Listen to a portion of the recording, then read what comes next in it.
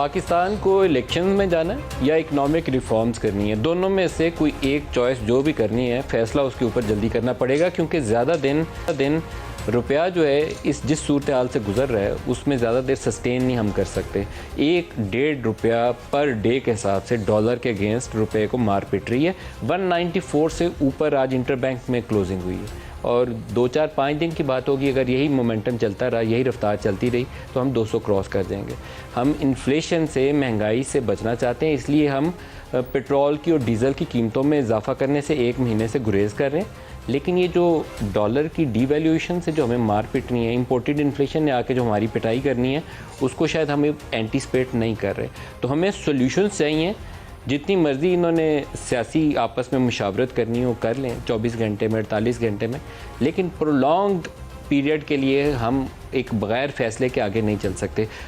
पाकिस्तान की तारीख़ में, रिसेंट पास्ट में, ज़्यादा पीछे ना जाएं, 2 वाक़यात, 2 अरसे ऐसे गुजरे हैं। 2008 के वक्त बीबी की असैसिनेशन के बाद केयर टेकर सेटअप था और मोहम्मद मियां सोमरो कीमतों में इजाफे के ऊपर फैसला नहीं कर पाए। उसके बाद जो कुछ 1 साल के अंदर पाकिस्तान की इकॉनमी के साथ हुआ और रुपए के साथ हुआ, वो हमें एहसास है कि पाकिस्तान को कितनी मार पिटी थी।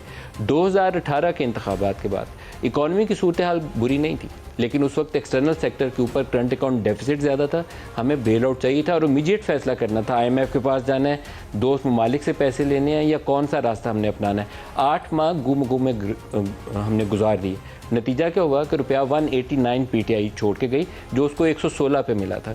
तो अब आइंदा वाला सफ़र इससे ज़्यादा तकलीफ होगा, क्योंकि ये 3.5 साल के अरसे में हमने मार पहले खाई है, तो क्या और इतनी मार खानी है या इसका कोई आसान हल भी मुमकिन है?